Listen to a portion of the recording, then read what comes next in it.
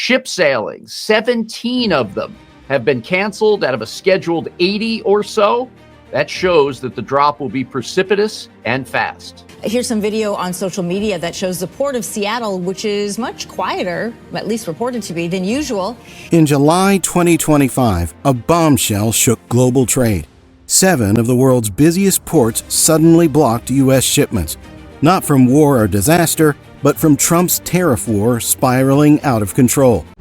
They said trade wars were fought with tariffs and paperwork, but nobody expected this. One quiet decision out of North Africa just sent shockwaves across American ports. Containers stopped moving. Shipping schedules collapsed overnight. U.S. exporters woke up to find their goods stuck with no clear way forward, and almost nobody noticed.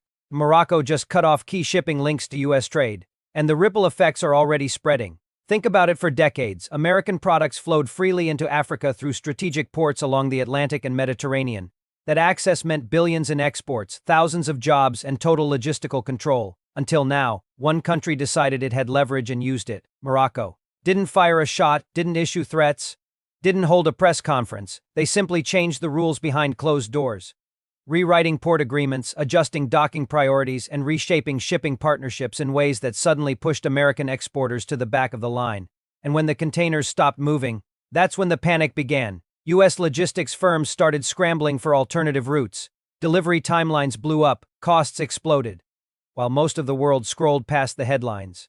A real trade war was igniting, not in Washington, but on African shores. And the biggest shock: this wasn't just about Morocco. It could be the first sign of a much wider power shift across Africa that may permanently change how the U.S. does business overseas. The question is no longer if America's trade dominance is slipping. It's how fast and how far this one decision is about to go. For decades, the ports lining Morocco's Atlantic coast were invisible to most Americans. They were dots on a map, background infrastructure that only shipping companies cared about. Containers came in. Containers went out. Trade flowed quietly without drama. It all seemed automatic, permanent, a system built to last forever, until it wasn't. Late last year, American export firms began noticing something strange.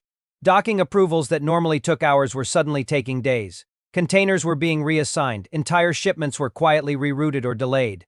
At first, it looked like paperwork problems, the kind that happen all the time in global shipping.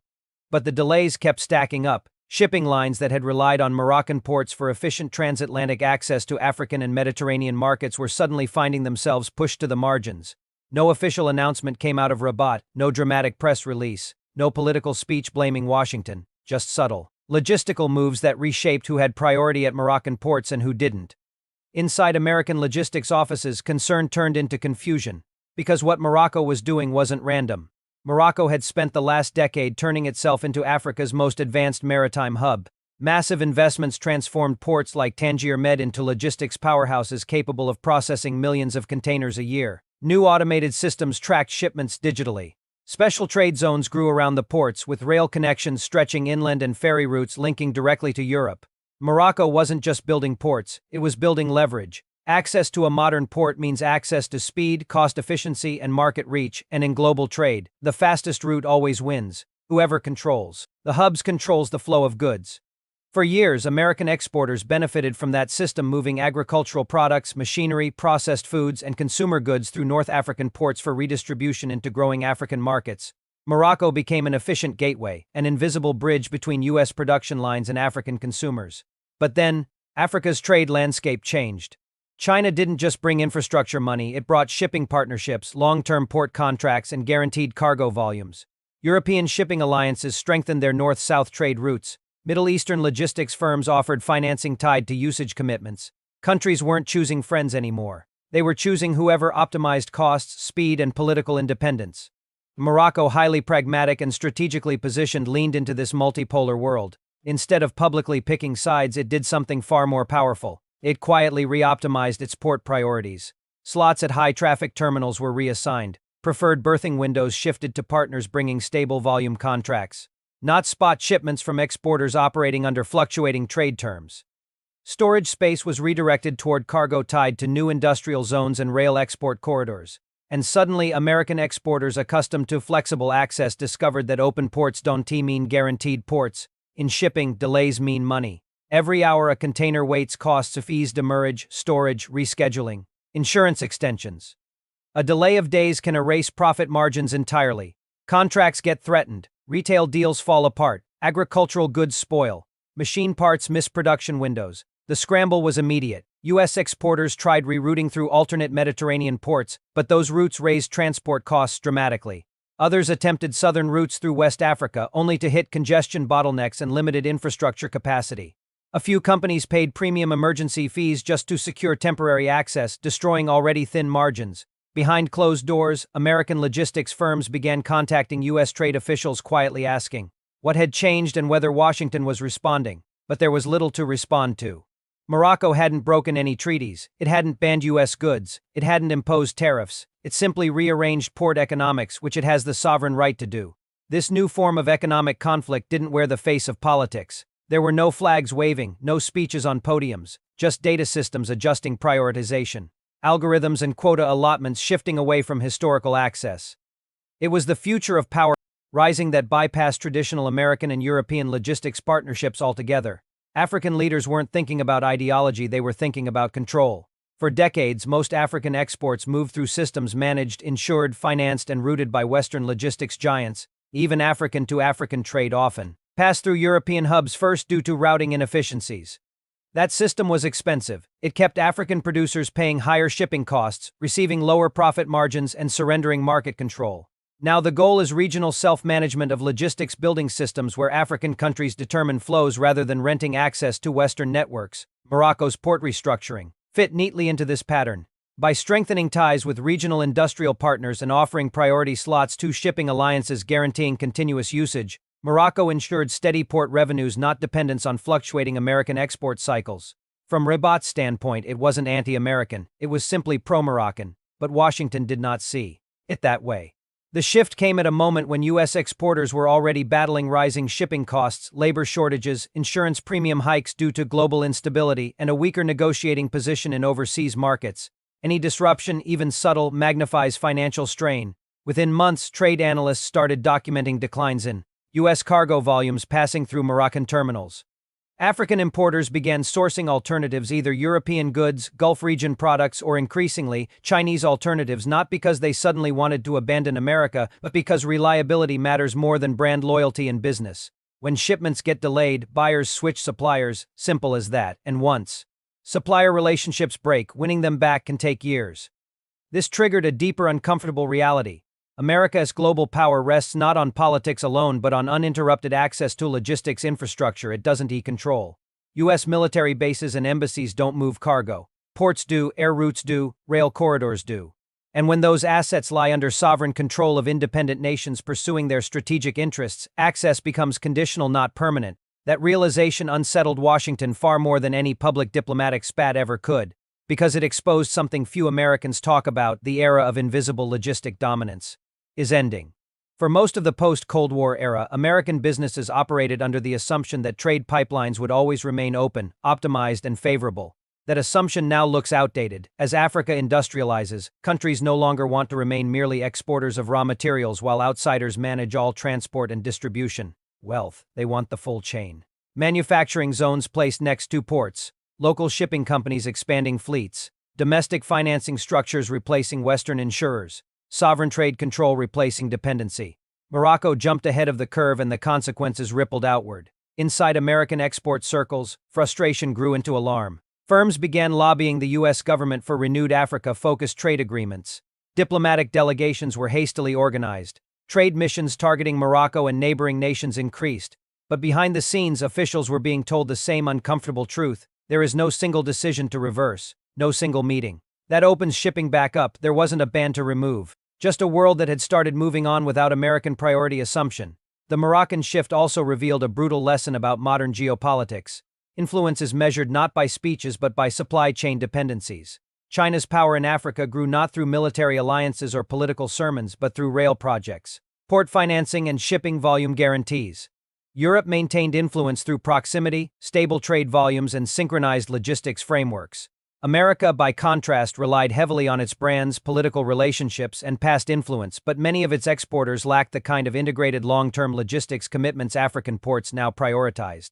Meaning that when ports made hard decisions based purely on optimization, emotional goodwill didn't factor in. Only cargo volume and contract stability did. As American exporters adjusted, many private sector analysts reached a blunt conclusion. This wasn't a temporary disruption. This was the beginning of a restructuring of world trade routes, and Africa sat at the center of it. Historically, Africa exported cheap raw materials and imported finished goods. Now, special economic zones near ports were producing light manufacturing, textiles, vehicle components, electronics assembly, processed foods. Cargo was changing direction. Rather than Africa importing finished goods from the US, Africa was increasingly exporting its own consumer products regionally and even into Europe and the Middle East. US exports didn't vanish, but they lost the dominance they once enjoyed. And the Moroccan port shift symbolized that transition more clearly than any summit. A declaration, no shouting, no dramatic denunciations. Just silent recalibration. Meanwhile, American media barely covered the issue. It wasn't flashy. There were no protests, no diplomatic expulsions, no political theater. But for exporters whose quarterly profits evaporated, it felt seismic. Executives began warning investors during earnings calls that African trade channels were becoming less predictable. Analysts noted this was code for reduced influence and shrinking strategic access. Privately, some described it more bluntly. America is becoming a secondary supplier in markets it once dominated. The most unsettling realization was not that Morocco made a move, but that it could do so without fearing retaliation. Because there had been no violation, no sanctionable action, just sovereign optimization. And multiple African states were quietly designing similar port modernization strategies of their own. This raised an even bigger question. What happens when a dozen African ports prioritize trade partners that bypass American shipping lines altogether? What happens when port gatekeeping becomes a form of silent economic sovereignty, invisible on political radar yet devastating in commercial consequence? For the first time, U.S. strategists were forced to confront a reality they had avoided. Soft power doesn't unload containers. Access does. Logistics do. Industrial partnership does. And many of those partnerships were reshaping around Africa without American leadership at the center. Morocco was not attacking the U.S., but it was demonstrating something far more potent, that a new world no longer needs to confront Washington directly to reduce its influence. It can simply build alternatives. Trade regimes evolve, quietly, supply chains reroute silently, and power shifts without anyone firing a single shot. For African nations, this shift is seen as empowerment, ownership of destiny after decades of dependency. For the U.S., it feels like something more unsettling, a subtle but irreversible fading of assumed global primacy. No headlines scream collapse, no single crisis dominates news cycles. But the world changes anyway, container by container. Route by route, port by port, and America, once at the center of the web, now finds itself adjusting to a future where it must compete for access rather than dictate terms. What began as a few shipping delays in Morocco revealed a truth much larger than any one country. The global trade battlefield has moved, and the most powerful moves no longer happen on diplomatic stages.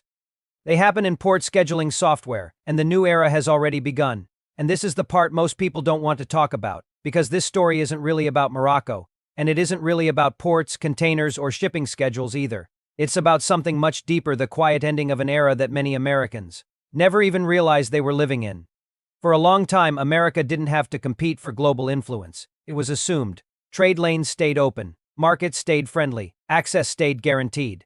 The United States didn't need to negotiate its place at the table, it already owned the table. But the world has changed, not through confrontation, not through invasion, not through political speeches, through independence. Across Africa, countries are no longer waiting for permission to define their futures. They aren't looking for a single superpower to lean on. Instead, they are building systems that benefit their own people first, ports that serve local industries, railroads that strengthen domestic trade, partnerships chosen for reliability instead of political loyalty. And that shift doesn't make headlines. No television alerts sound when shipping routes quietly reroute away from once dominant exporters. No national speeches announce when economic influence slips a few inches at a time. Power doesn't collapse loudly anymore. It fades silently, and the Moroccan port story captures this new reality better than any world summit ever could.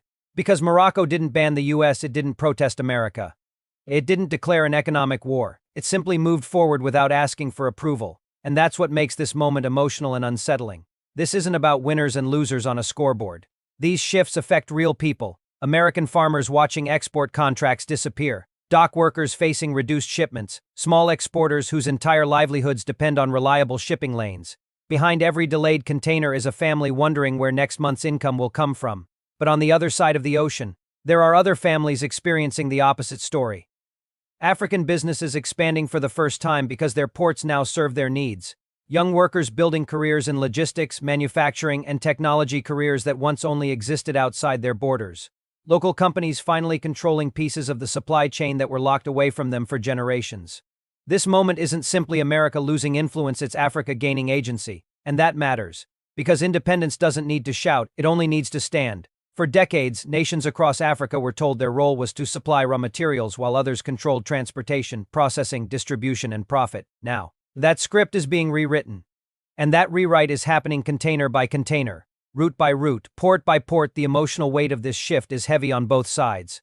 For Americans, it feels unfamiliar, the slow realization that global leadership now requires negotiation instead of assumption, that access must be earned rather than expected, that trade dominance isn't inherited. It must be competed for every single day. For Africans, it feels like long-delayed momentum finally arriving, a quiet sense of ownership, of dignity, of determination, not rebellion, pride. And history tells us that moments like this rarely announce themselves until much later, when diagrams of power are redrawn and textbooks reframe eras. Only then do we look back and pinpoint the small invisible moments where everything changed. This may be one of them: a shipping adjustment in Morocco, a few rerouted containers, a handful of quiet contract shifts, small things on paper, massive things in consequence. No country stands still forever at the center of the world, and no continent stays on the sidelines forever either. Power moves, it always has. And today, it's moving quietly toward places that are finally ready to claim it. The question is not whether America will adapt, it always has before. The question is whether Americans realize what's actually happening before adaptation is forced rather than chosen. Because the world isn't waiting anymore. It's building, trading, connecting, moving forward, whether anyone is watching or not. And somewhere in the echo of massive ports along Africa's coasts, cranes lift containers skyward, ships pull out toward new horizons, and millions of people step into a future that no longer centers on old assumptions but on new realities. This isn't the end of anything. It's the beginning of something different, a new balance, a new competition, a new story of global power being written quietly, steadily, relentlessly. And the real question that remains for all of us is simple. In a world that no longer waits for permission, who is ready to move next?